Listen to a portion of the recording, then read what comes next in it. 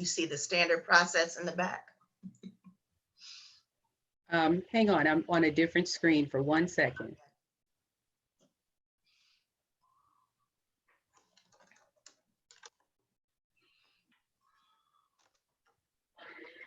For 1 second. All right. Well, welcome, Dr. Hillary Woodson Gaskins. Thank you. I'm Jamila Harris, your Create Income coach. Welcome to Create Income with or without a job. We are excited to be joined today by an extraordinary medical physician who is also an entrepreneur. She's applying her natural talent, skills, and abilities to the practice of medicine and healthcare in very unique ways. Thank you so much for being with us, Dr. Hillary. Thank you, Jamila, for having me. I appreciate the time, the effort that you're doing to share your knowledge and your wisdom. Thank you. I'm glad to know you. Well, I want to just bring our viewers up to date and share some information about you and your background. Dr. Hillary Woodson Gaskins is a medical doctor and business owner, operating a successful family medical practice, the Virgin Islands Center for Integrative Medicine. Dr. Woodson is a Spelman graduate and earned her medical degree from Columbia University, College of Physicians and Surgeons. She established her first family medicine practice in 2002 in Washington, D.C. Dr. Woodson has transformed her medical practice by expanding to include non-traditional medicine. She embraced holistic healing after intensive study with Queen Afua, holistic medicine practitioner, and after completing a fellowship in integrative medicine at the University of Arizona under the guidance of world-renowned health expert, Dr. Andrew Weil. At the Virgin Islands Center for Integrative Medicine, Dr. Woodson's patients of all ages are encouraged to take a full inventory of self and introduced to a personalized medicinal template that, besides traditional Western medicine, includes acupressure, nutrition, mind-body medicine, prayer, body mechanics, herbology, and more. Dr. Hillary Woodson Gaskins is the proud mother of 4 and loving wife of Toussaint Gaskins, CEO of Innovate Asset Management. In her spare time, you'll find her reading, enjoying all things involving children, and staying connected to nature. We're so happy to have you with us, Dr. Hillary Woodson. Thank you, Jamila. Thank you. Thank you for having me. This is a very unique time. I think that it's so important. You have such specific things to share. Healthcare, our primary health, and what we can begin to do as individuals proactively to protect and safeguard our health is like primary on everyone's microscope right now. I want first to just ask you a little bit more about your background. You have a very personal touch, which is really one of the keys to how you're using your natural talents, gifts, and abilities in actually family medicine practice. And so share a little bit. You have some real specific events that shaped who you are. And then those now are also shaping how you deal with patients. Yes, yes. Well, I grew up in Montgomery County, Maryland, which is one of the wealthiest counties in the States, in the United States of America. But I grew up with very strong roots My parents migrated, not really immigrated, but migrated from Louisville, Kentucky. I was born in Kentucky, so I'm a country girl to the heart. Lots of my family still lives in Kentucky.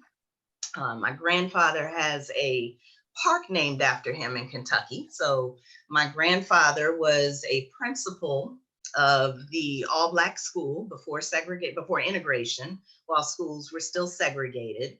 My father was the star basketball player on the high school team, and his father was his principal.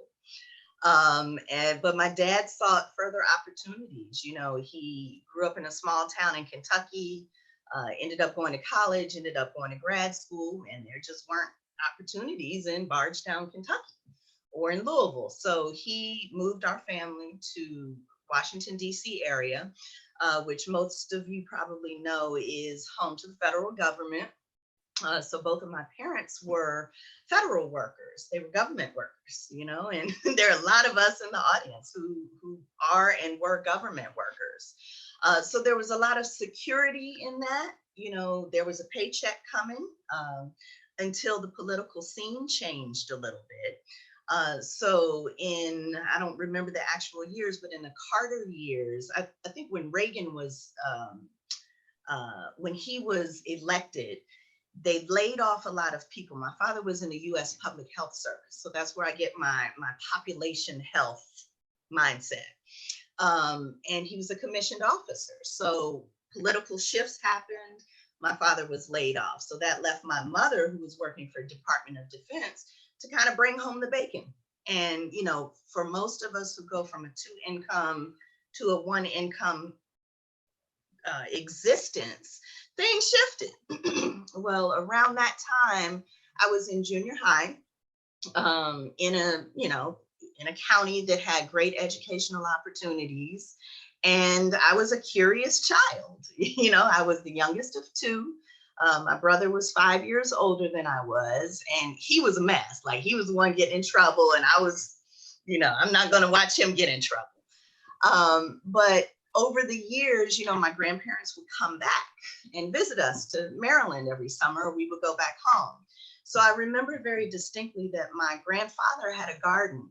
They had a community garden, actually. And so there were maybe about 10 families that grew tomatoes, and collard greens, and mustard greens. And I have a vivid memory of my grandfather and I loved to go to the garden with him. It was right across the street from the house. And he would carry salt and pepper shakers in his pockets. And as we would pick the tomatoes, he's like, You were eating tomatoes. right? So, you know, I grew up just, you know, loving being outside. You know, back in the 70s, we had freedoms. You know, we had freedoms to go out and roller skate and ride bikes all around the neighborhood all day, all night, right? Just be home before the lights came on. But in high school, my mother always was interested in getting me involved in science and mathematics. You know, here she was, a Black woman. She was one of my hidden figures, you know, very, very smart. But she had her first child at 19 and had to stop college, get married at 19 and raise a family, right? So I kind of picked up where she left off. Okay. So her side of the family, her grandfather was a physician. He was one of the early Meharry Medical College graduates, 1906. Dr. Edward E. Nesbitt, received his medical degree from Meharry Medical College in Nashville.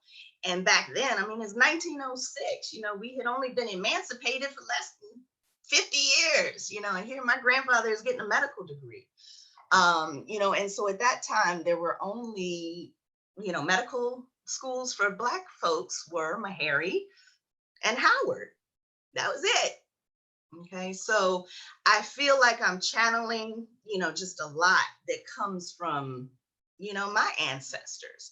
I've taken the time to ask the questions. I love sitting with my elders. And so the curiosity is something that just brought me where I am today. My senior year of high school, I was all geared up to go to Spelman. I had Spelman. Woo, woo.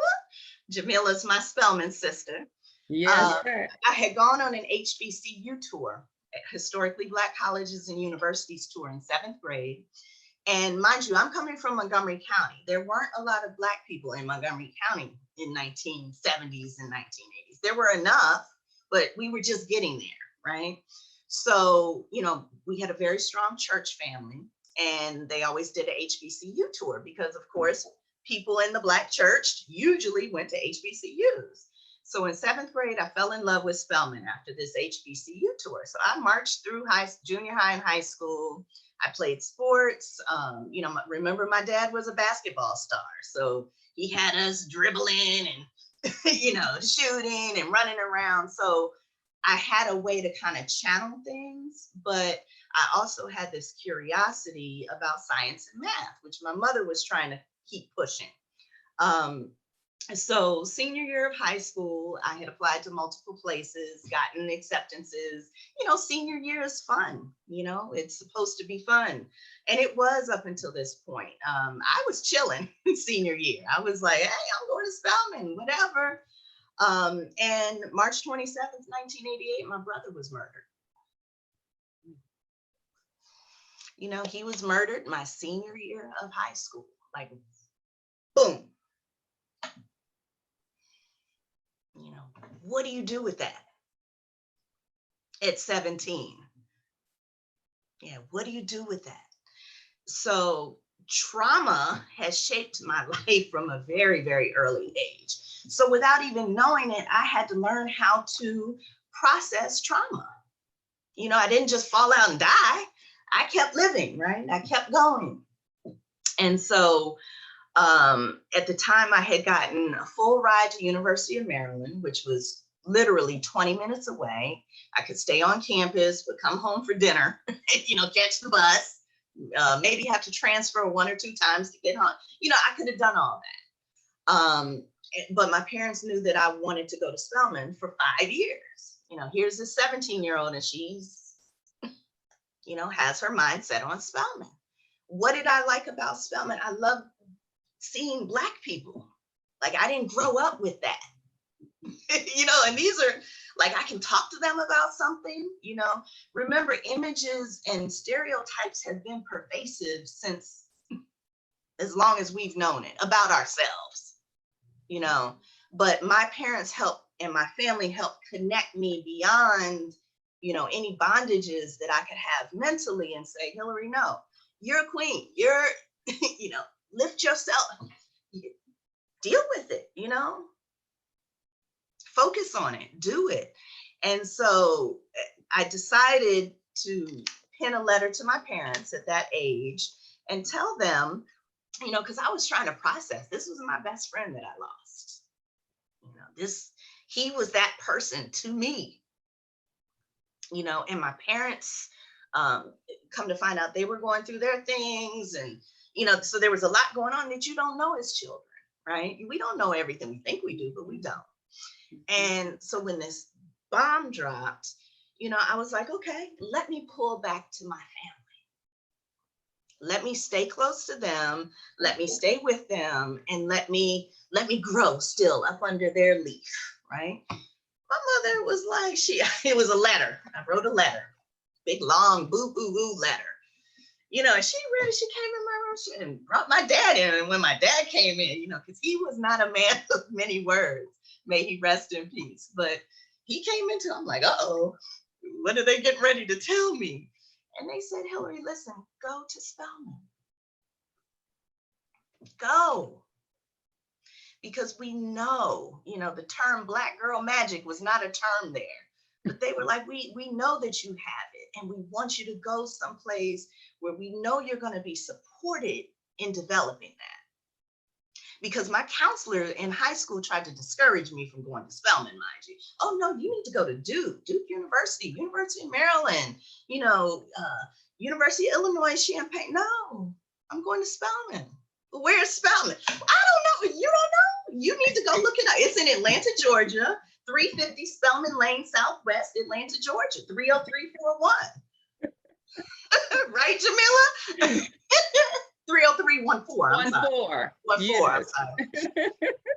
It's been 30 years, 35 years. Okay, part of the Atlanta University Center, which has graduated and matriculated some of the most world impactful human beings who have ever lived.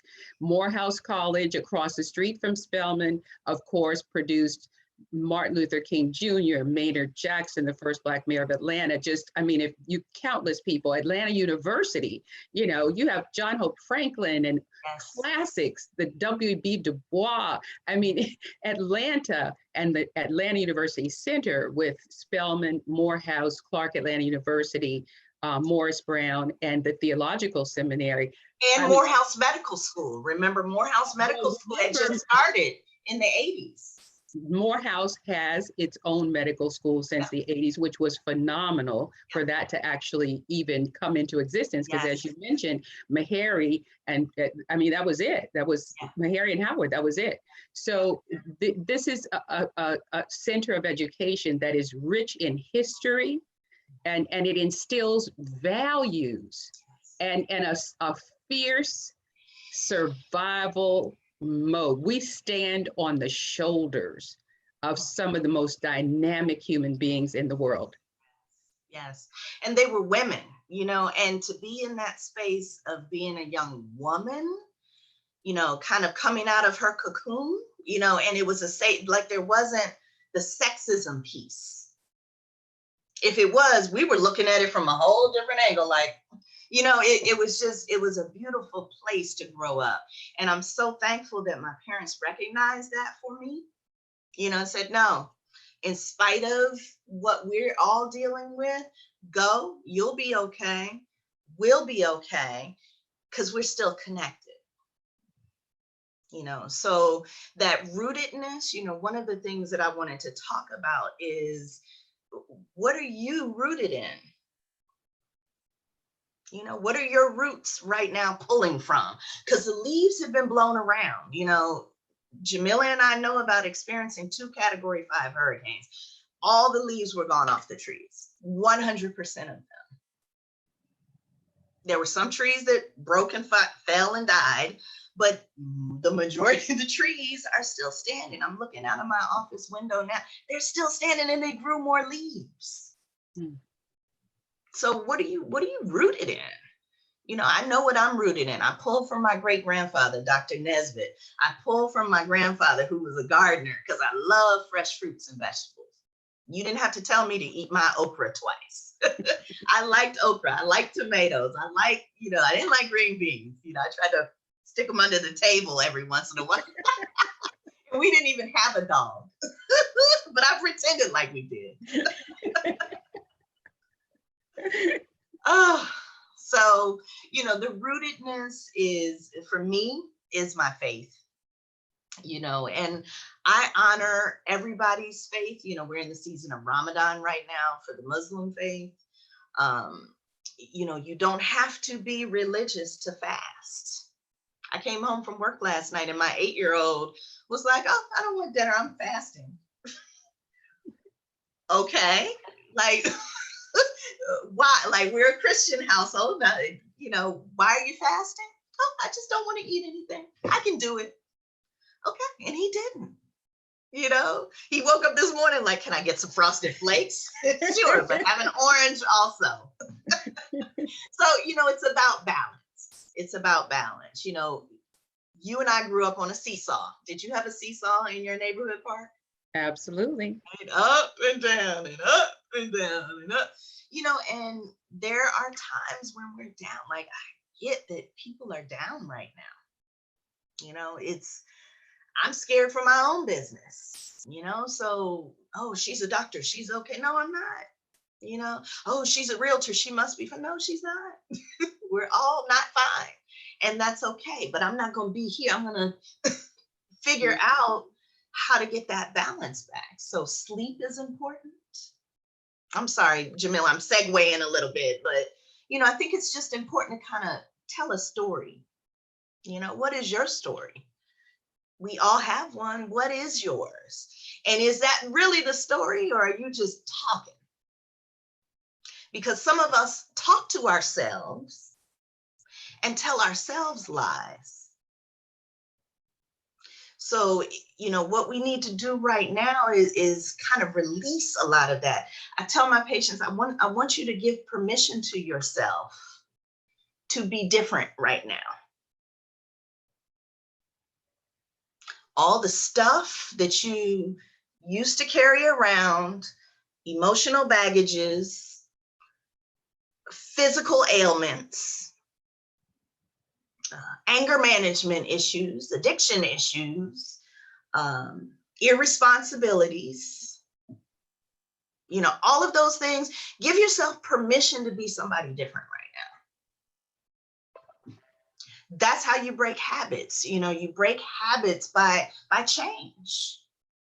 And it doesn't make sense in your brain because a habit is something you do repetitively, right? Right, it is. If you're pointed that direction, to change it, you need to just a little bit, And so the change has to happen in spite of having habits. So when I talk to my patients about, what are your health habits?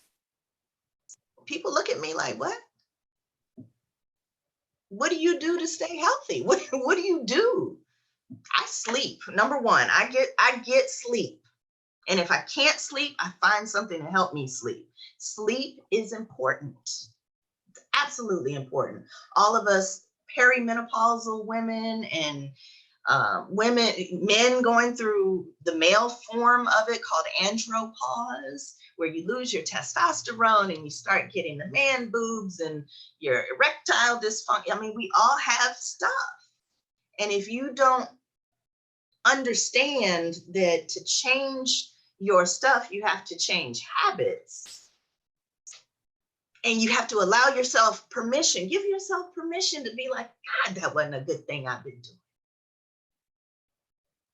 I know my doctor has been telling me for a year to eat more fruits and vegetables.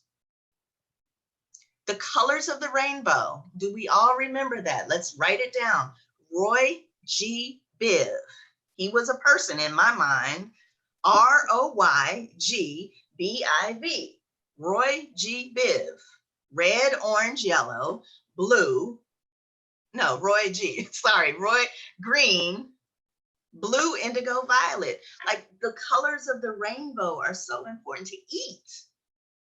Why do you think they make gumballs so colorful?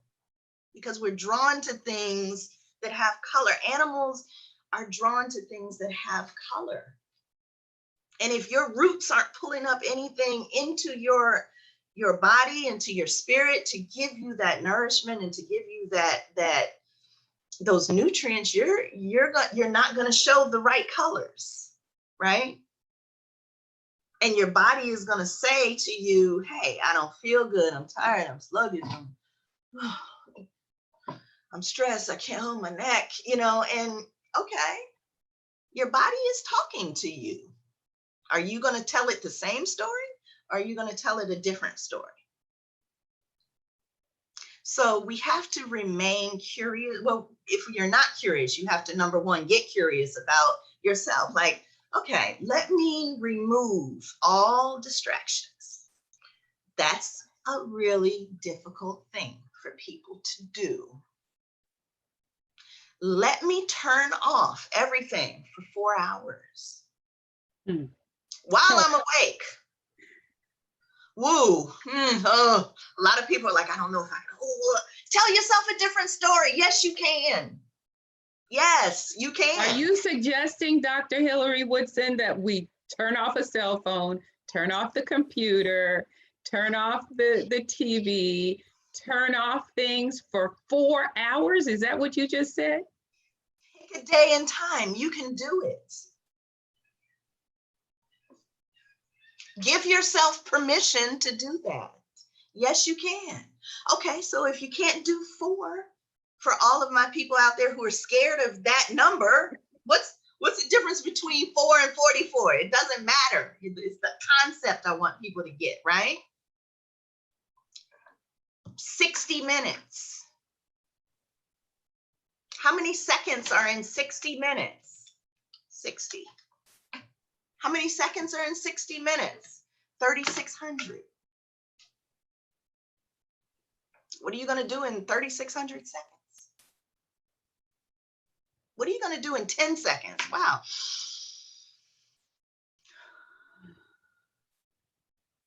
You can slow your breath to 6 breaths per minute,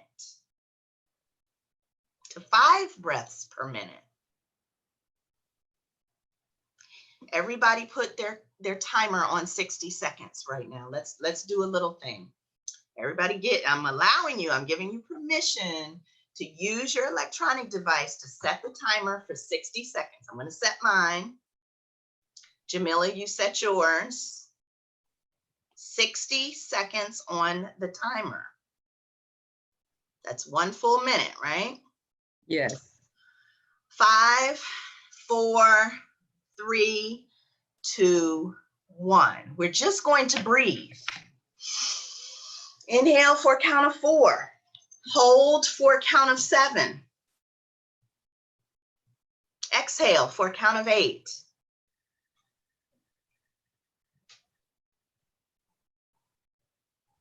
Inhale for a count of 4. Hold for a count of 7.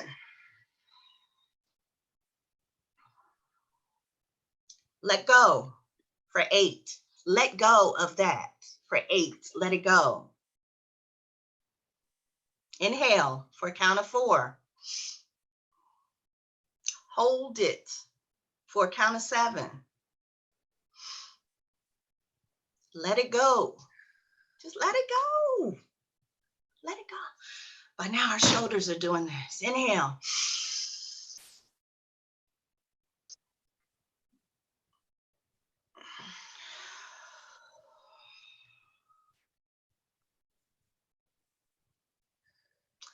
Three, 2, 1. Everybody's timer should be going off about now. You've just breathed deeply for a full minute. Wow. And you can feel the effect immediately. I tell patients it's like having a couple of glasses of wine. And so what we just did, you have the seesaw effect. You have your sympathetic, the fight or flight, the, oh my God, you have all of that over here. You have the parasympathetic, P-A-R-A, which is the rest and relax. Most of the time, people are like this. Deep breathing just took it down. Wow, what if you could stay right here? Wow, what if you could be here? Even if it's just for 4 hours, you're here. Do you know how much of the fire in your body that puts out? When we breathe, it's like a pump for our system. So it's like almost like priming the pump. Those who've ever been with a well, or if you've lived rurally and you've had to kind of prime the pump. Same thing when we start our generators here. You got to prime the pump, right? So the breath primes the pump. Therefore, when you're breathing slower, it can lower things down, lower your heart rate down, lower your blood pressure down. That's one of the first things I tell patients with high blood pressure. Breathe for 60 seconds, just like that. Just breathe. Like you don't have to schedule it. It doesn't have to be in front of a mirror. How about you breathe anyway? Why can't you do it differently? Give yourself permission to do something different that might help you in the long run. So what we've done, we've just poured water onto the fire known as inflammation in our body, just by priming the pump. So now as we're drinking more water, all that stuff that we're pumping out is going to come out through our urine. All that stuff that we push through our gastrointestinal tract is going to start coming out through your stool. But now you have to shift over to, well, what do you put in your body? Are you putting in positive thoughts? If you don't have a squad or one person you can call on to lift you up, you're not living right. If you have 25, wonderful. but be somebody else's light. If you can work on being somebody else's smile for the day, guess what? It's karma. You're going to get it back 100-fold. That connection, that empathy lowers our heart rate. It sends out good chemical messengers called hormones. So all of these things, it's really about just giving yourself permission to be in your existence. We're all in a crazy, crazy world right now. Okay, I'm still standing. Are you?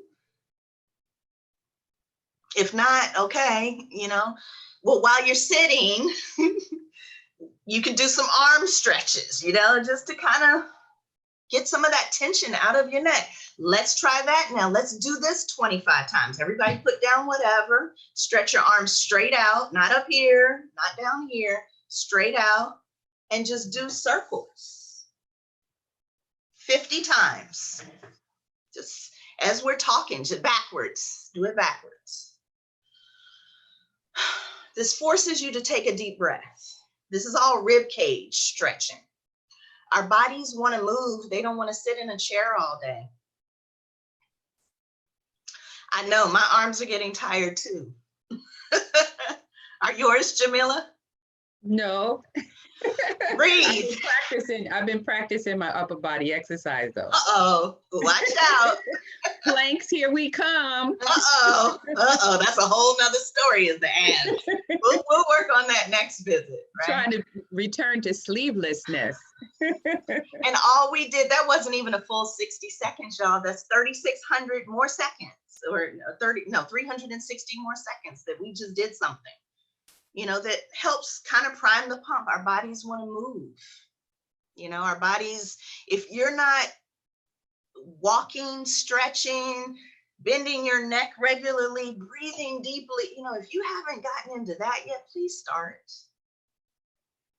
All of our patients with hypertension, also known as pressure, all of our patients with diabetes, also known as sugar, all of our patients with arthritis or degeneration of the joints, also known as arthra, all of these things, are because we're not paying attention to ourselves. It's not to say, I tell my patients all day long, vegans die too. Mm-hmm. They die of something, right? We're all going to die of something, right? But it's about the dash in the middle. I know we've all heard that, but it's very, very important to just work with what you got and be curious enough about your own self, and without comparing yourself to others. Be curious enough about what's going on in me. And you can't do that if you don't breathe and check in. Awesome. We're talking with Dr. Hillary Woodson. I'm going to just share her email address so that any of you who, as you're listening, want to get in touch with Dr. Hillary Woodson, her email address is virginislandsim@gmail.com, as you can see on the screen. Feel free to email Dr. Woodson to be in touch with her. She has a very vast telemedicine practice as well. So she will consult with patients about their care, about some of the things she's discussing, how to change those health habits, how to get healthier health habits, how to even focus on yourself for the first time. And then as well, giving the medical support as a medical doctor, who she is. And I tell you, this has just been really helpful. We're going to also, just for a minute, let you know and remind you, you're watching Create Income with or Without a Job. And we have an audiobook that literally walks you through the journey after sudden job loss of what to do every moment, what to do 30, 60, 90 days after you've lost your job, how to identify your natural talents, skills, and abilities, and begin to create immediate income for yourself without a job. This is critical information for many millions of people right now. We have a quarantine special price. It's an automatic, immediate audio download from our website. The book is only $12.99. Just visit our website, createincomeWithoutaJob.com and just click buy books and then click the Create Income Without a Job title. And for $12.99, you have an immediate download. The book will be right there with you. And so we encourage you, visit our website, createincomeWithoutaJob.com, and get some information that we hope will help immediately. And Dr. Hillary Woodson, we want to also, you've touched on such excellent points for us about the key things. You've mentioned that sleep is #1 key. You've also mentioned that we need to get to know ourselves. We need to listen to ourselves, to listen to our body, to know when our body is speaking to us. You've also mentioned that we can take time to just learn to breathe properly and to get our sympathetic system kind of more lowered and increase our parasympathetic system activity. And so I want to shift just a little to, because a medical practice is actually a business. So you are also running a business. As well as treating patients, you are an entrepreneur. And if you can talk a little bit about that, people, I remember, when we were younger kids and kids would say, you'd hear them say, oh, I want to be a doctor. Most people think about doctor, lawyer, professionals. They don't actually realize that how you deliver your service to humanity requires that you become an entrepreneur. It requires that you run a business. So talk a little bit about those challenges. First and foremost, I'd like to talk about the joys of running a business. If I don't want to go in today, I don't go in today. It's just that simple, and for me, that was very important. I want to be a business owner because number 1, 2, 3, that was I want to be my own boss. We all say that, but you get to be your own boss. Now, bosses don't always give constructive criticism of your employees, correct? So in being my own boss, I also have to learn how to accept the criticism of myself, either as a doctor or as an employee. And they're two different hats, okay? So when I say I'm a doctor, that's just me doing clinical stuff with patients, okay? The delivery of the care, okay? That's what I went to medical school for. That's what I continue to do my continuing medical education for. Why? So that I can educate you. You don't want a doctor who's not continuing his or her education, so all state licenses require that, okay? But the employee side of being a business owner is the challenging part, because there are days when I don't want to come to work either. There are days when I want to take a longer lunch than necessary, and I may want to leave some work until tomorrow when it really should have been done today. And with me being a solo practitioner in my practice, I'm it. If I'm not keeping that gerbil wheel going, it stops. So how do I reconcile myself with that, as a business owner? That's the biggest challenge. And so thankfully, my husband is my CFO. He is a businessman, so we don't go to school. We don't go to medical school to learn business. That's what you go to business school for. So the whole concept of medicine being a business is fairly unique to the US. But I like to have my patients start to think beyond, pharmacy and a copay and a deductible. And, that's not what medicine is. That's not what my business is for you. There may be other medical practices like that, but that's not mine. So one of the biggest challenges is, how do I monetize the education part of it? How do you do that? And for me, it's just seeing patients, and it's challenging because when you get in that one-on-one scenario, it's very hard to change people's habits. I have patients to this day, April 25th, 2020, who I've been seeing for years. I won't name any names, but they know who they are if they're listening, who have been my patients for 7 or 8 years with hypertension and diabetes. Well, now you're calling me, well, hey, Miss So-and-so, hey, Mr. So-and-so, what's your blood pressure? Oh, I don't know. Why not? We've been talking about getting the tools that you need, because I'm not living at home with you walking around with my blood pressure cuff trying to listen to you. Like, it's a tool. Okay. So what I like to help patients think about in other business, when I put on my business hat, how can you use your business as a tool?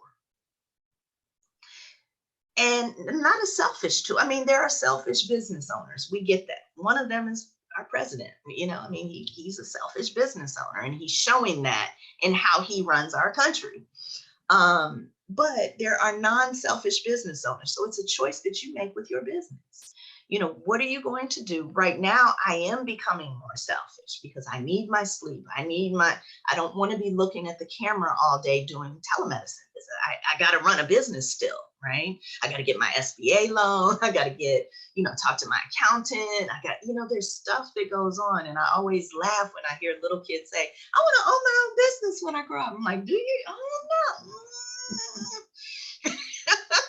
Get a good team, so I've always been an athlete, so I appreciate teamwork. And as a family practitioner, we were trained, our model is built around the team, the collaborative team. You have a pharmacist who you work with, you may have a nurse practitioner or a midwife that you work with, you have a nutritionist, you have a biller, like it's a team, and we're all supporting that patient.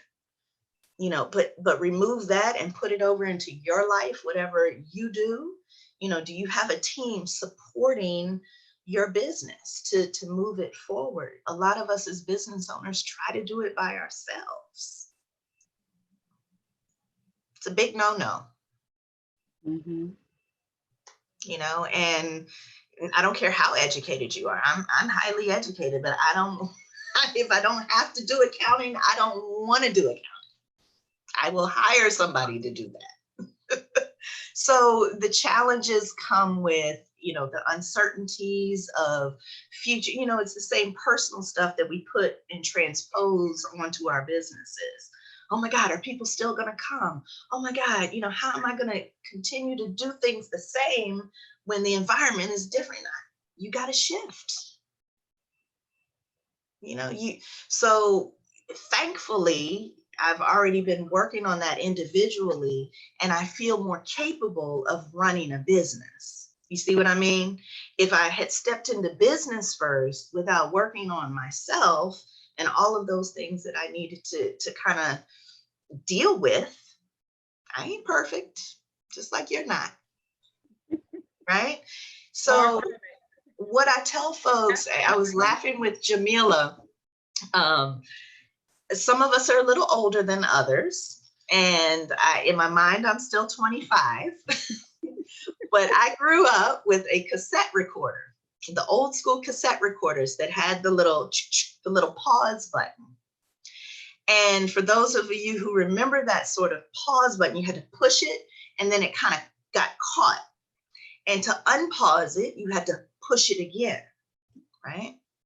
So the concept is sometimes you have to return to that same place that you left off to get going again. But you're allowed to kind of pause along the way. But to get started, you always have to go back and say, okay, did I breathe? Is my blood pressure okay? Did I wash my hands? Do I have my list? Whatever the preparation is, use this time that we have right now, where all the busyness of our life, use this time to prepare yourself. Whether it's to go back to work, whether it's to create income without a job, whether it's to continue to run your business, whether it's to really be creative, and remove the attachment of money to things. Money has always been a sore spot for me. I don't like talking about money. I don't like dealing with money, because when my dad lost his job and my mother had to carry our family on a one income, I remember what that felt like. And I just didn't like how that felt. I'm a teenager at that time. I wanted the new Guess jeans and the new, this and that. And my mother was like, McDonald's is hiring. And I went and got a job at McDonald's. So, the lack of is very scary to a lot of people. It's scary to me too. But at least with this pandemic, we're all going through the same thing. So you can't tell me that your bank is not understanding, or your credit card company is not understanding, or your landlord. Everybody's going to have to take a big of everybody. So release that fear. I've released that fear. Yeah, my income's gone down, but you know what? So have my bills right now. Thank God. And that's how I deal with it. I've cried, I've laughed, I've strategized, and I've cried some more, just like everybody else has. But I'm not going to stay in the tears. And I'm going to.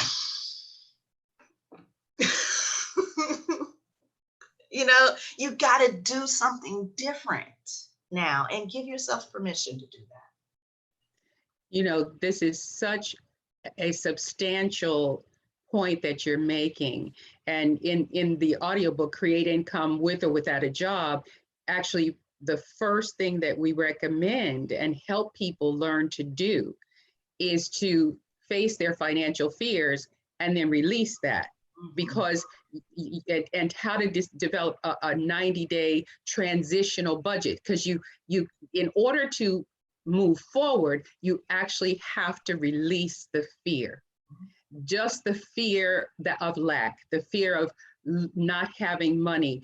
If you can remove that for a brief period of time, it's amazing what is released, what you're able to release, and what you're able to do and actually plan. You get a whole different point of view.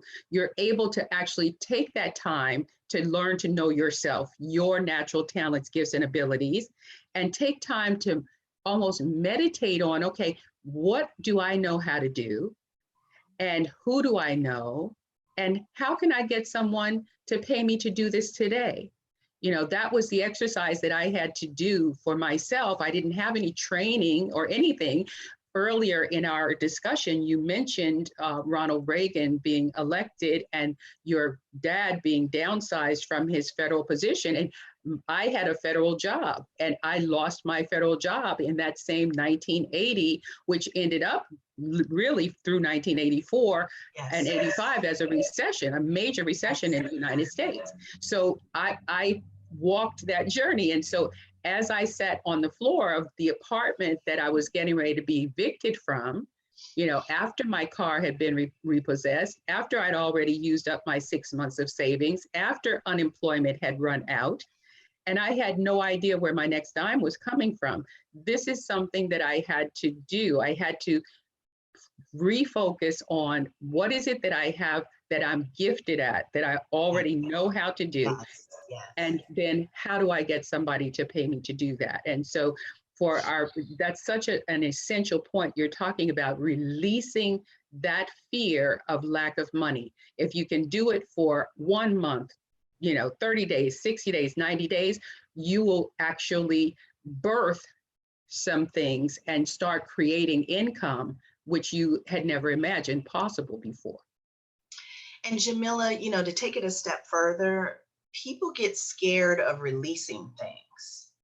So when they hear their doctor say, oh, you need to cut back on your salt, cut back on your sugar, cut back on your pornography watching, cut back on your tobacco addiction, cut back on your anger and abuse towards your spouse, cut back on, people are like, they get afraid of releasing. And so to take it a step, we all know we need to release stuff, right? But how do you deal with that fear in between before you get to the release point is where that quiet time comes in. If you don't have that quiet box at some point during your day, your behaviors, which are ingrained as habits, are going to keep you eating Lay's potato chips, keep you eating Krispy Kreme donuts, keep you signing on to that website to look at something, it just keeps you there. Because it's not remove and release. It's just press the pause button on the fear. Just press the pause button. And in that 60 seconds that you're pausing, or that 60 minutes that you're pausing, what's in that space? What's in there? We all have something in there. That's what people are afraid of. And if you remove the fear of that, because it's you. So if you're telling me you're afraid of yourself, why? Like, why are we afraid of ourselves?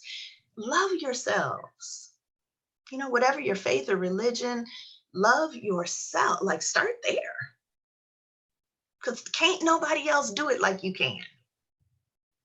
My husband knows if I go in and close the bedroom door and turn off the lights and put on my face, I can't, and put in my earplugs, don't talk, turn on the light, don't do any of that. Like, I'm in my box right now. Don't tap me on the shoulder. The kids need you for something. No, that's, and so then you attract that, in a spouse, in a friendship, in a relationship at work, that's a healthy relationship between your coworkers. Instead of it being catty, you all are supporting each other. Hey girl, I see your shoulders up like this. Breathe, and and next thing you know, you all can, because it's that empathy, it's that heart love, it's that agape love. And if you can't pull that, you can't get that from other places. You got to pull that from within. To our viewers, I just want to make sure that we let you know how to be in touch with. We're speaking with Dr. Hillary Woodson. Her email address is virginislandsim@gmail.com. And Dr. Woodson has a vast telemed practice and is willing to consult with you. Just reach out to her by email to schedule your own personal telemed session, and also be patient. As she has mentioned, there's a slower pace because of everything going on right now, but someone will get back to you if you send an email to Dr. Hillary Woodson. And we also want to remind you that you're watching Create Income with or without a job. And our audiobook is available at a quarantine price for an automatic download from our website, createincomewithoutajob.com. Simply go there, click Buy Books, and click the Create Income with or without a job book cover. And for only $12.99, you can immediately download and start today learning how to step by step create income for yourself, whether you have a job or not. And so we are so really grateful, Dr. Woodson, for you being with us today. You've reminded us of some specific things that we all must do. And I'm just going to do a brief recap. You have mentioned, number one, sleep is important. It's vital. And you mentioned something, and I don't want the viewers to miss that. Those of us who are having problems sleeping, we need to find something that helps us to sleep. That's how important it is to get sleep. So there are all types of natural supplements and supports to help a person with sleep. And there are habits that sometimes have to change in order for us to improve the quality of our sleep. So again, if you just email Dr. Woodson, she can, respond to you even by email about some of those things, supports for creating quality sleep. You mentioned that we have to be willing to learn about ourselves, stop press the pause button and take time to learn about ourselves, our bodies, listen to our bodies, listen to ourselves, listen to our nervous system, listen and see what is stressing us. When are we stressed? When do we have an upset stomach? When do we have an upset headache? You know, start listening to our bodies. You also mentioned that we have health, we need to develop health habits. That means, okay, so what am I doing? Am I exercising? Am I breathing? Am I walking? Am I stretching? Am I paying attention to what I eat? Am I paying attention to what I drink? Am I paying attention to, you know, what's going in my body, and trying to put that fire out, inflammation, that fire. I love how you express that. Inflammation is the fire in our bodies that we need to put out in order to stay healthy. And then we appreciate so much your sharing with us the joys of being a business owner.